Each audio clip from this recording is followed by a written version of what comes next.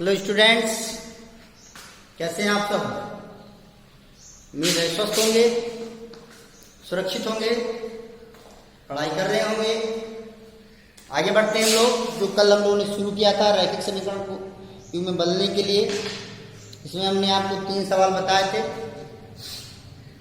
अब हम लोग चौथा सवाल देखते हैं। चौथा, इसमें सारे सवाल बताने ही पड़ेंगे मुझे लग रहा है।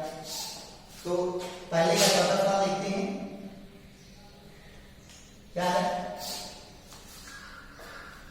क्या है 5/x - 1 plus 1/y - 2 is equal to 2 दिया हुआ है। इक्वेशन हो गया फर्स्ट। और जो दूसरा इक्वेशन दिया हुआ 6/x - 1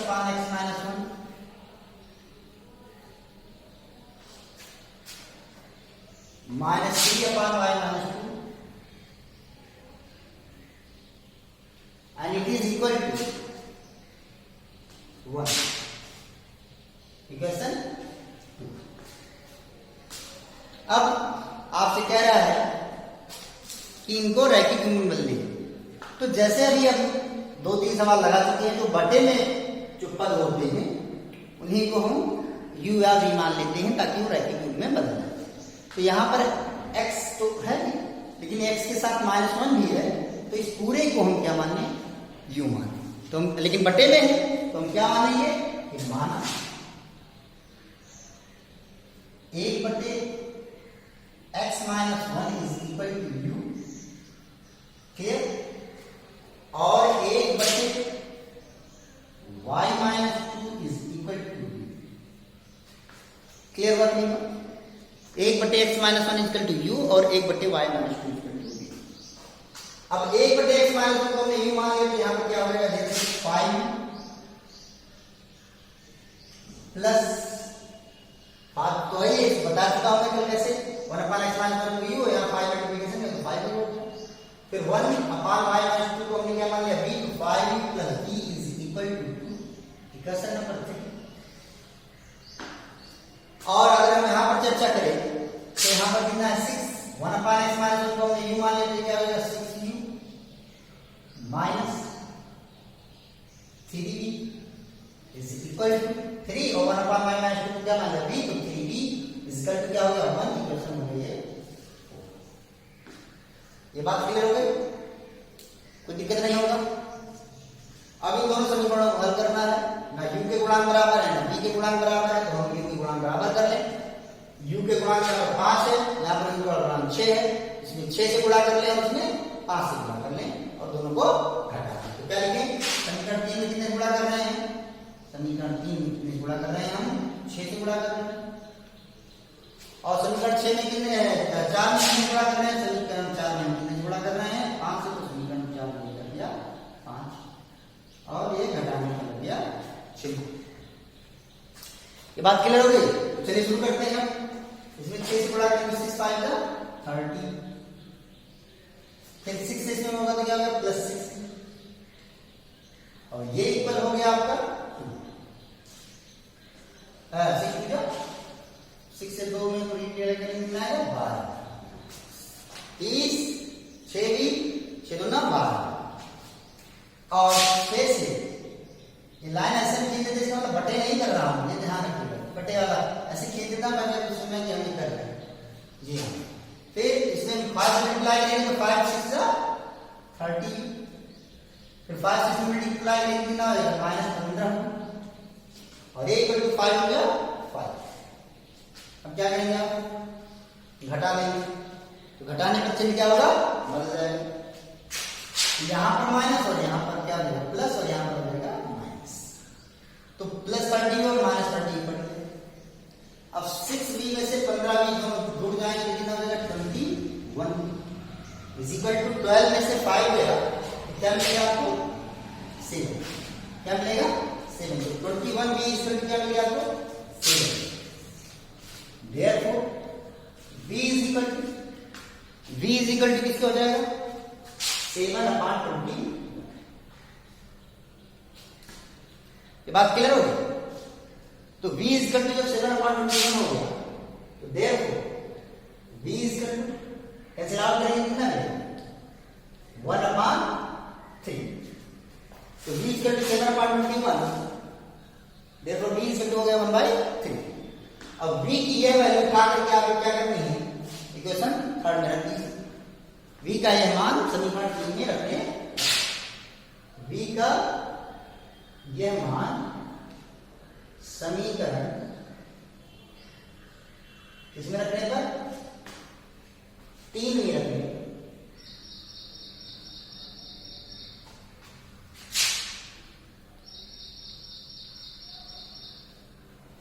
तो जब समीकरण 3 में रख रहे हैं तो क्या होगा 5u प्लस v। v की वैल्यू कितनी आई है 1/2 और ये इक्वल कितना हो गया 2 लिख दिया आपने। इतनी बात हो गई, कोई दिक्कत तो नहीं है। चलो इसलिए 5 इज इक्वल टू 2 ये प्लस 1/3 इधर आ जाएगा -1 बस आ गया होगा। इसलिए 5u इज इक्वल 3 का 2 से मल्टीप्लाई हो जाएगा 6 हो जाएगा 6 -1/3। क्लियर हुआ कि नहीं हुआ? जी हाँ क्लियर हुआ। therefore 5u is equal to 6 minus 1 कितना हो गया 1 सॉरी 5/3। क्लियर हुआ कि नहीं हुआ? therefore u is equal to 5 से 5 कैंसिल आउट हो जाएगा। कौन सा रूल कैंसिलेशन लॉ निरसन नियम 5 1 5 इधर 5 1 5 इधर। तो u is equal to क्या हो गया 1/3। u is equal to हो गया 1/3। तो जब u इक्वल टू 1/3 हो गया और v इक्वल टू 1/3, लेकिन u और v तो हमारे मन की उपज है।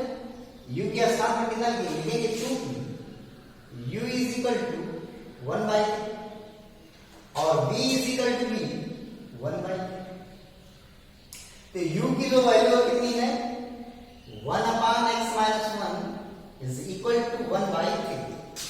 u की जगह पर हमने लिख दिया 1/x-1 और ये लिख दिया 1/3 और v इज इक्वल टू हमने v की जगह पर कितना रखेंगे हम v की जगह पर हो गया 1/2 इज इक्वल टू 1/3।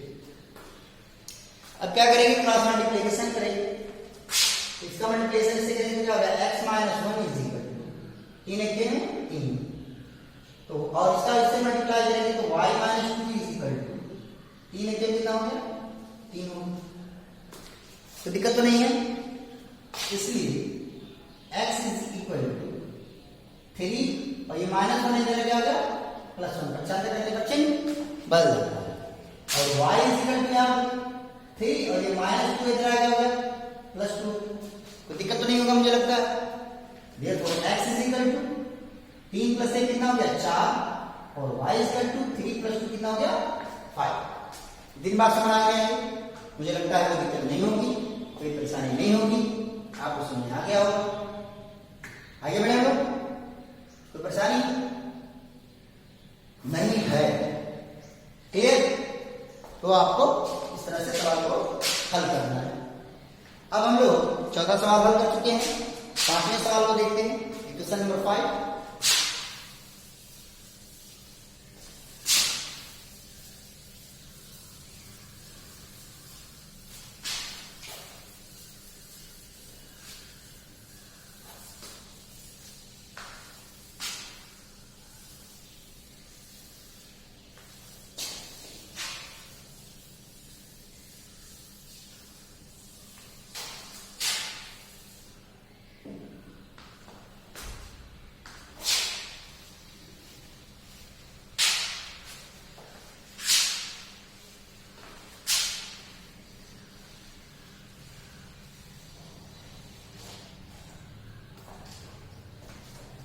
तो चलिए शुरू करते हैं क्वेश्चन नंबर 5।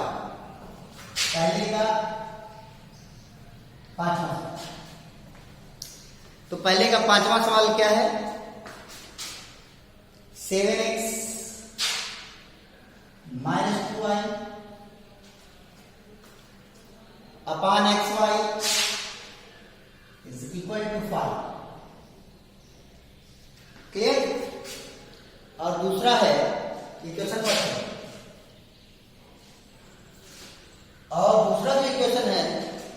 गया 8x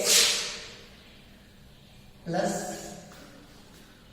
7y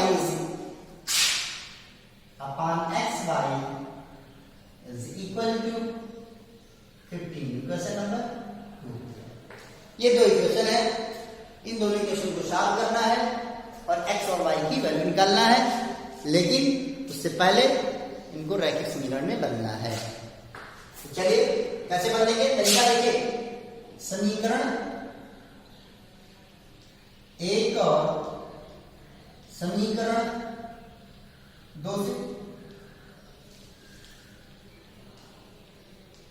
क्या होगा, 7x upon x1 clear, minus 2y upon x1 clear, और ये इज इक्वल टू हो गया 5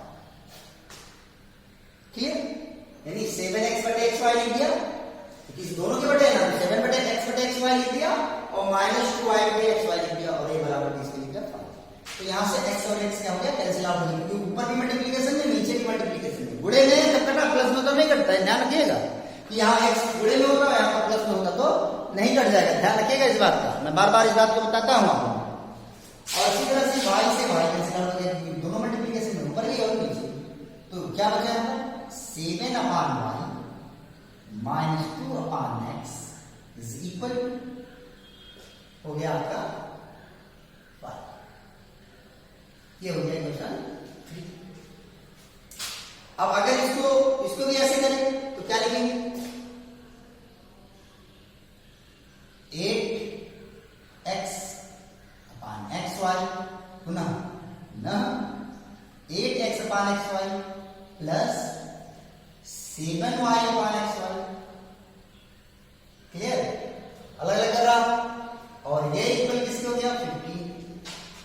अब यहां से x x कैंसिल आउट हो जाएगा और y से y कैंसिल आउट हो जाएगा, देखो क्या करेंगे 8 upon y plus 7 upon x, 8 upon y plus 7 upon x equal to 50।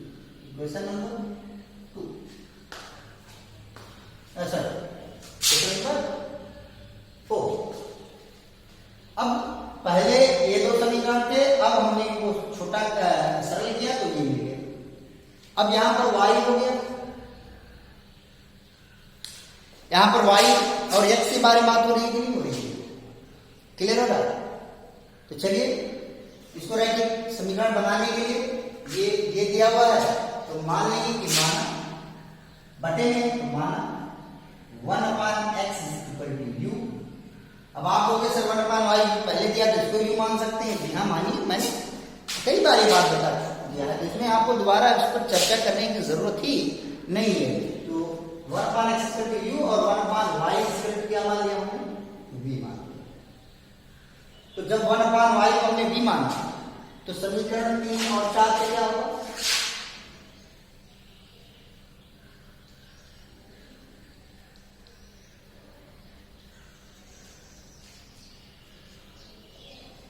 समीकरण 3 और 4 से देखें आप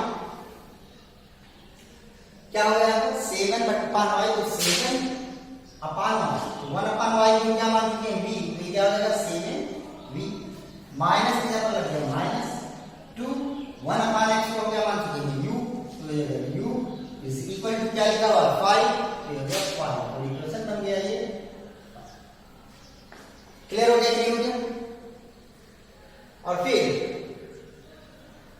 4 में देखेंगे तो 8 1 अपॉन y का क्या मान चुके हैं v मान माइन प्लस 7 1 अपॉन x को क्या मान चुके हैं u, 7u is equal to कितना हो गया 50।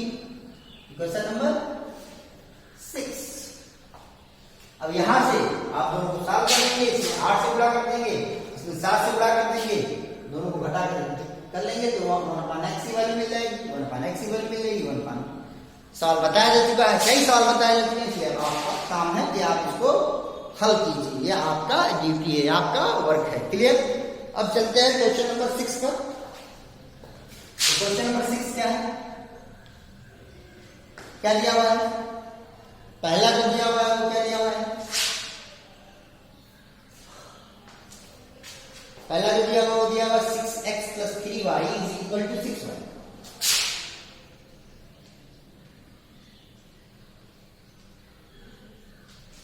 पहला ये क्या? तो अगर आप इसको देखें तो देखें यहां पर सेम ऐसे ही बस फर्क क्या है, यहाँ पर xy जुड़ेंगे तो इसको पक्षांतर कर दीजिए, भाग दे दीजिए, क्या होगा ये 6x / xy plus 3y / xy = 6। xy से प्रत्येक पद को क्या कर दिया गया, भाग दे दिया।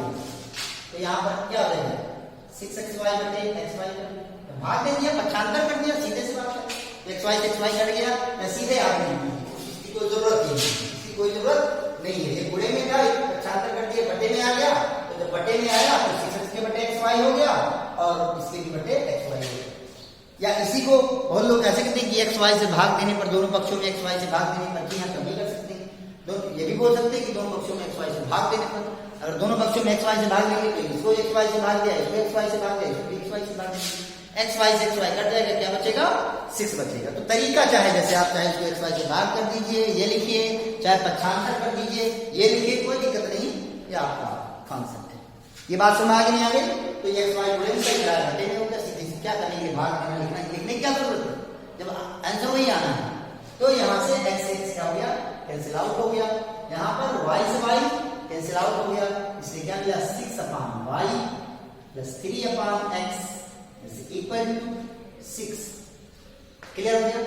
अब अगर आप देखें इसके प्रत्येक पदों में क्या मौजूद है, 3 × 2 = 6, 3 × 1 = 3, 3 × 6, 3 से क्या कर सकते हैं, इसको प्रत्येक पद को क्या कर सकते हैं, भाग दे सकते हैं। तो यहाँ पर क्या मिलेगा 3 × 6 यानी 2/y प्लस 3 × 1 = 1/x। क्लियर? और ये हो जाएगा 3 × 6 3 × 6 क्वेश्चन नंबर फर्स्ट। 3 से आपने दोनों पक्षों में क्या कर दिया, भाग दे दिया। अब अगला जो है वो क्या दिया हुआ है 2x प्लस दूसरा क्या है 2x प्लस 4y = क्या दिया हुआ है 5x। और फिर आप क्या करेंगे xy से भाग दे दीजिए। तो अगर xy से अगर भाग देंगे आप तो क्या मिलेगा 2x/xy प्लस 4y/xy और ये इक्वल किसकी हो गया 5। ये xy से भाग देते तो या पक्षांतर करते। बात समझ आ गई नहीं आ गई? कोई दिक्कत नहीं होगा मुझे लगता है।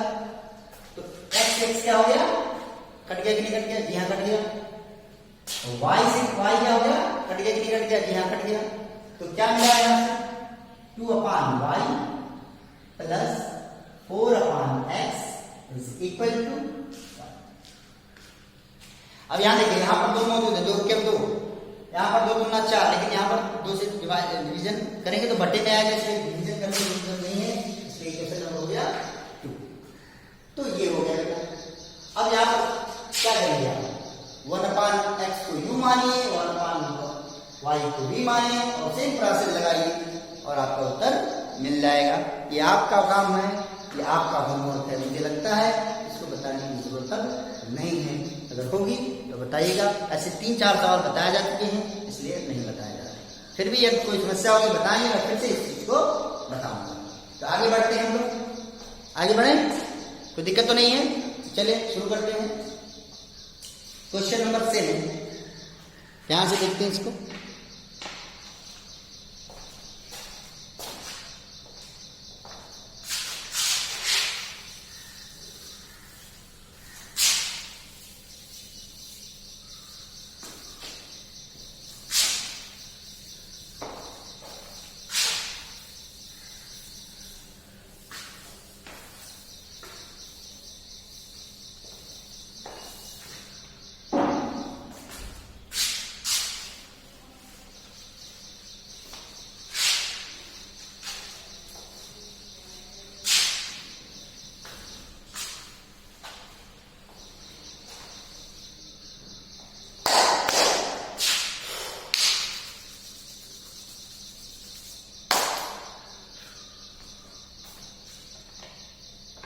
चलिए शुरू करते हैं।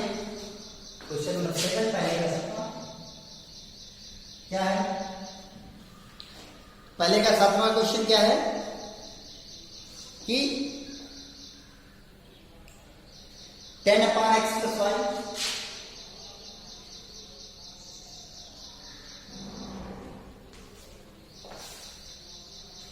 plus 2/x - y is equal to 4। Equation number first. और जो दूसरा दिया हुआ है वो क्या दिया हुआ है? 15/x + y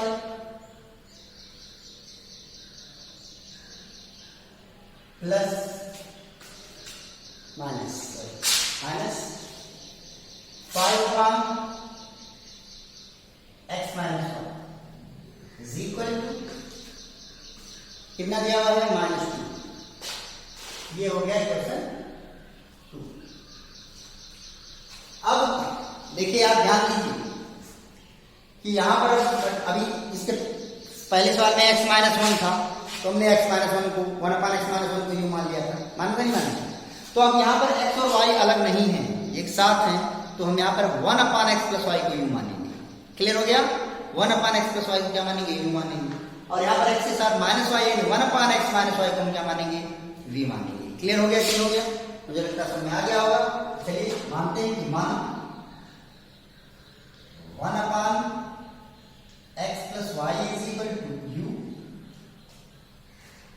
और 1/x + y x के साथ y भी है प्लस में, तो 1/x + y इक्वल टू क्या मान लिया? v u, और 1/x - y इक्वल टू क्या मानेंगे? v। 1/x - y equal to क्या मानेंगे? v मानेंगे। क्लियर हो गया? तो इसलिए समीकरण 1 और 2 से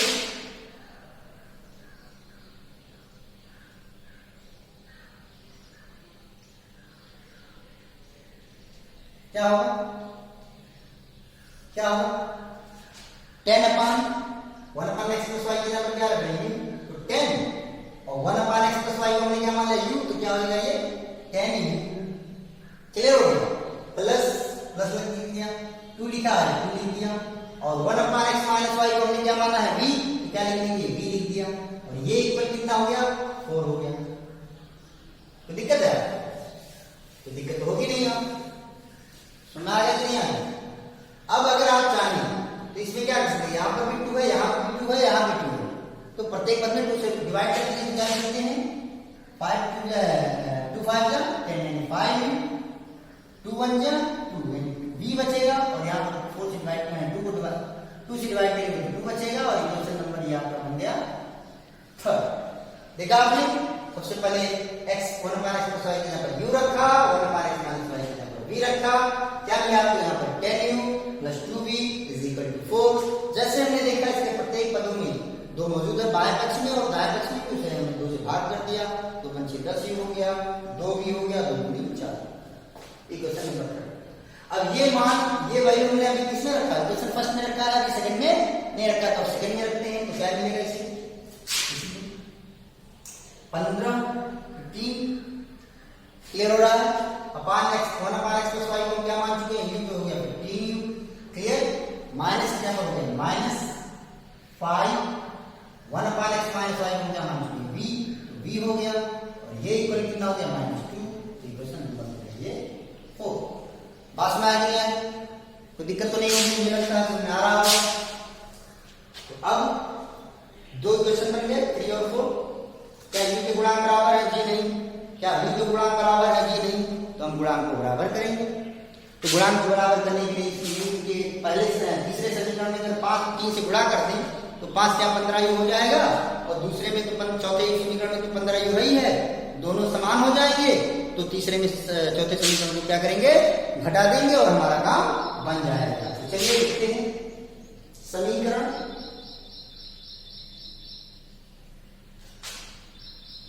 3 में कितने से गुणा कर रहे हैं? समीकरण 3 में कितने से गुणा कर रहे हैं? 3 से। और क्या कर रहे हैं? समीकरण 4 को घटा रहे हैं, तो ऋण समीकरण 4 को वैसे ही रहेगा। सबसे पहले समीकरण 3 लिखा, 3 में 3 से गुणा किया, यहाँ पर गुणे 3 लिख दिया, क्योंकि 3 में 3 से गुणा कर रहे हैं, ऋण समीकरण 4 कर रहे हैं, इसलिए 4। या इसी तरह इसको कैसे लिखते हैं, समीकरण 3 में 3 से गुणा करके समीकरण 4 को घटाने पर, ऐसा भी लिख सकते हैं, कोई दिक्कत नहीं है। तो चलिए अब क्या हो जाएगा, इसमें 3 से मल्टीप्लाई करेंगे कितना आ जाएगा 15 हो गया। फिर इसमें 3 से मल्टीप्लाई करेंगे कितना आ जाएगा 3 भी लिख दिया आपने। और ये इक्वल किसके हो जाएगा, 2 से 3 से मल्टीप्लाई करेंगे 6 हो गया। अब इसमें इसको तो वैसे उतार लेना है, ये होगा 15 माइनस 5 इज इक्वल टू कितना होगा -2। अब घटाने पर चिन्ह क्या होगा, बदल जाएगा, ये माइनस, ये प्लस और ये प्लस, तो प्लस 15 और माइनस 15 बढ़ गया। 3 भी और 5 भी जुड़ जाएगा, कितना हो जाएगा 8 भी इक्वल टू 6 + 2 कितना हो गया 8। क्लियर हो गया, हो गया। देयरफॉर v इक्वल टू 8/8 कितना हो जाएगा 1। तो ये गुणे में इधर आ गया, हो जाएगा बटे में 8/8 इक्वल टू कितना हो जाएगा 1। तो v इक्वल टू कितना आ गया 1। अब v की ये वैल्यू क्वेश्चन थर्ड में रख दीजिए, चाहे फर्स्ट में फोर्थ में रख दीजिए, आप इच्छा को, लेकिन चलिए फर्स्ट में ही रख देते हैं। तो लिखेंगे देयरफॉर समीकरण ये v का यह मान कहां रखने का, समीकरण 3 में रखने का। तो क्या मिलेगा,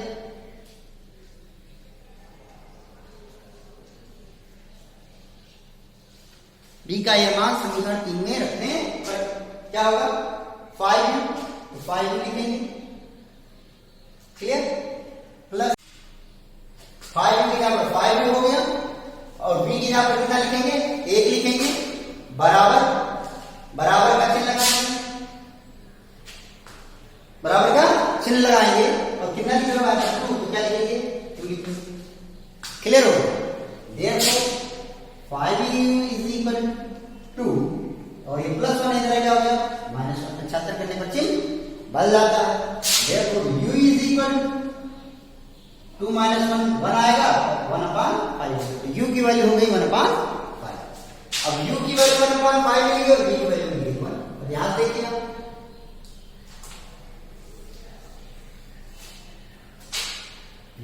v इज इक्वल टू 1 और u इज इक्वल टू 1/5, तो v की वैल्यू कितनी दी 1/x - 1, तो v की जगह पर हम लिखेंगे 1/x - 1 इज इक्वल टू किसके हो गया 1। क्लियर हो गया, और u की वैल्यू कितनी दी हुई है 1/x + 1 is equal to 1/5, u की जगह पर हो गया कितना, ये बात हो गई। अब इसको 1/1 लिख ही सकते हैं, लिख दिया आपने, और अगर हम क्रॉस मल्टीप्लाई करें तो क्या मिलेगा, x - y अगर 1 से मल्टीप्लाई करेंगे तो x - y is equal to हो जाएगा 1। और यहां पर इसको हम मान लें क्वेश्चन नंबर 3, 4, 5, इसको मान ले 5, और अगर हम इसका क्रॉस मल्टीप्लाई करें तो x + y is equal to 5 × 5, ये हो जाएगा क्वेश्चन नंबर 6। क्लियर हो गया कि नहीं हो गया, मुझे लगता है कोई दिक्कत नहीं होगी। अब अगर इन दोनों समीकरणों को क्या करेंगे जोड़ दो, तो y से y क्या हो जाएगा कैंसिल, y आउट हो जाएगा और उनको x की वैल्यू मिल जाएगी।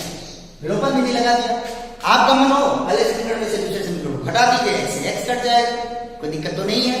चलिए हम y को बात करते हैं, तो समीकरण 5 धन समीकरण 6, तो क्या मिलेगा समीकरण 5 में x - y = 1 और x + y = 5, y दोनों को जोड़ने को कट गया, 2x = क्या मिल गया 6 जोड़ने पर, therefore x = 2 से 6 को भाग देंगे कितना मिलेगा 3, तो x = हो गया 3। अब x की वैल्यू उठा करके चाहे पहले क्वेश्चन में रखिएगा चाहे दूसरे क्वेश्चन में रखिएगा, y की जो वैल्यू आ जाएगी वो आ जाएगी 2। या का काम है, मैंने लिख दिया, आंसर लिख दिया है। तो इस तरह से 7वां सवाल लग चुका है, पहले का 7वां। तो जितने सवाल थे सबको मैंने जहां पर छोड़ना था वहां पर छोड़ दिया है, जो हल करने लायक था वो पूरा हल कर दिया है। अभी आपका काम है कि उन सवालों को कैसे हल करते हैं। यदि कोई दिक्कत होती है तो जरूर हमको बताएं। मेरी पढ़ाई से आपको कोई समस्या होती है तो उसको जरूर बताएं, मैं उस पर सुधार करूंगा। कोई दिक्कत हो हमसे बताएं। धन्यवाद।